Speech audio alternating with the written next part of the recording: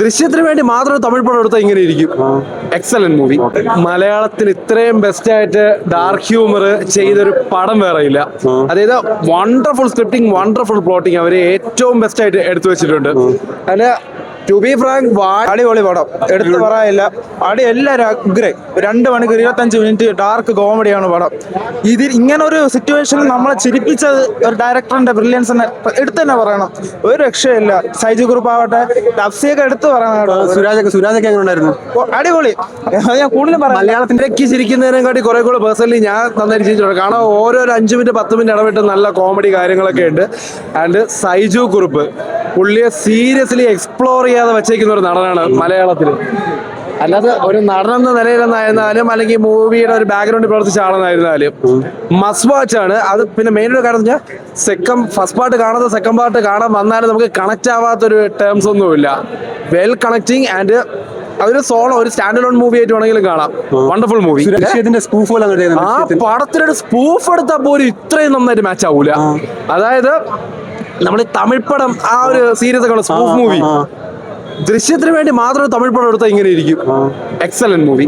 നല്ല സിനിമയാണ്. ഫസ്റ്റ് പാർട്ടിനെ കാട്ടി നന്നായിട്ട് തന്നെ അവര് ചെയ്തിട്ടുണ്ട്. സൈജു കുറുപ്പിന്റെ ഒക്കെ വളരെ വ്യത്യസ്തമായ വേഷമാണ് ഇതിന്റെ അകത്ത് കാണാനായിട്ട് നമുക്ക് പറ്റുന്നത്. ഒരു crime thriller with comedy elements ആണ് അവർ പ്രധാനമായിട്ട്. ഡാർക്ക് ഹ്യൂമർ ആണ്. പിന്നെ ചെറിയതായിട്ട് റിലീജിയസ് സെന്റിമെന്റ്സിനെയൊക്കെ നല്ലോണം കളിയാക്കി വിട്ടിട്ടുണ്ട്. അത് കോമഡി ആയിട്ട് എടുക്കാവുന്നേ ഉള്ളൂ. വേറെ വലിയ സ്റ്റാർസ് ആയിരുന്നെങ്കിൽ ചിലപ്പോൾ വിഷയമാണ്. എങ്കിലും സുരാജിന്റെ കുറെ കാലത്തിന് ശേഷം സുരാജിന്റെ പക്ക ഒരു കോമഡി വേഷം കണ്ടില്ല. കോമഡി കാട്ടി ഒരു പക്ക വില്ലനിസം ആണ് അദ്ദേഹം ഇതിന്റെ അകത്ത് കാണിച്ചിരിക്കുന്നത്. ഫസ്റ്റ് ഹാഫിൽ അദ്ദേഹം തകർത്തിട്ടുണ്ട്. സെക്കൻഡ് ഹാഫിൽ ഇവർക്ക് എല്ലാവർക്കും നല്ല റോളാണ്. അല്ല ഒരു വ്യക്തിക്ക് മാത്രമല്ല, ഒരു ഗ്യാങ് ആയിട്ട് എല്ലാവരും നന്നായിട്ട് പെർഫോം ചെയ്തു. ദൃശ്യത്തിന്റെ ഒരു സ്പൂഫ് ലെവലാണോ സിനിമ ദൃശ്യത്തിന്റെ? അങ്ങനെ നമ്മൾ വിചാരിക്കും. പക്ഷെ സെക്കൻഡ് ഹാഫ് തൊട്ട് ഗിയർ ചേഞ്ച് ആയിട്ട് ക്ലൈമാക്സ് ഒക്കെ നല്ലോണം അവർ ചെയ്തിട്ടുണ്ട്. ഫസ്റ്റിന്റെ അതേ ഒരു സ്റ്റാൻഡേർഡ് തന്നെ അത് കീപ്പ് ചെയ്തിട്ടുണ്ട്. ഫസ്റ്റിലുള്ള പോലെ കോമഡി ഒക്കെ ഉണ്ടായിരുന്നു. മൊത്തത്തിൽ എൻഗേജിങ് ആയിരുന്നു. കുറച്ച് ഡാർക്കാണ്. ഡാർക്ക് ഹ്യൂമർ ആണോ? കുറച്ച് ഡാർക്കാണ്. എല്ലാവർക്കും ഡൈജസ്റ്റ് ആവുമെന്ന് അറിയില്ല. പഴയതുപോലെ കുറച്ച് അത്ര ലൈറ്റ് അല്ല. പക്ഷെ ജോണർ ചെറുതായിട്ട് മാറുന്നുണ്ടെങ്കിലും സ്റ്റിൽ അവർ കോമഡി ട്രാക്ക് മെയിൻറ്റെയിൻ ചെയ്ത് തന്നെയാണ് പോകുന്നത്. ഫാമിലി ഓഡിയൻസ് ഇഷ്ടപ്പെടും. പക്ഷെ എത്രത്തോളം പ്രൊമോഷൻ വരുമെന്നനുസരിച്ചിരിക്കും.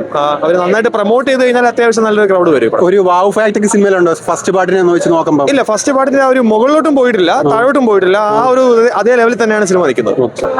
ഭയങ്കര ഇഷ്ടപ്പെടും. വാഴാട്ട് പോലും ഇത്രയും ചിരിച്ചിട്ടില്ല. കുറേ നാൾ ഓപ്പറേഷൻ ചെയ്ത് നമ്മള് ഒരു ശവം കിടക്കാൻ നമുക്ക് ചിരിക്കാൻ തോന്നില്ല. പക്ഷേ ഭയങ്കര ഒരു സാധനമാണ്. സെക്കൻഡ് തേർഡും ഫോർത്തും എടുക്കാനുള്ള കണ്ടന്റ് വരുന്നുണ്ട്. ഫസ്റ്റ് ആയിട്ട് കമ്പയർ ചെയ്യാനില്ല. പക്ഷെ അതിനേക്കാളും വെറും പൊളിയാണ്. കോമഡി ചിരിക്കാൻ വേണതല്ലേ. കാരണം സാധാരണ നമ്മൾ കോമഡി പടത്തിൽ പോലും ഇത്രയും ശരിയില്ല. അമ്മാതിരി സാധനമാണ്. എല്ലാവരും അഭിനയം പൊളി. Suresh 15-20 minute screen appearance. വെറും പൊളി സാധനമാണ്. എല്ലാവരും എല്ലാ അവസരം പട്ടിക്കുഞ്ഞു വല്ലതും ഉണ്ട്.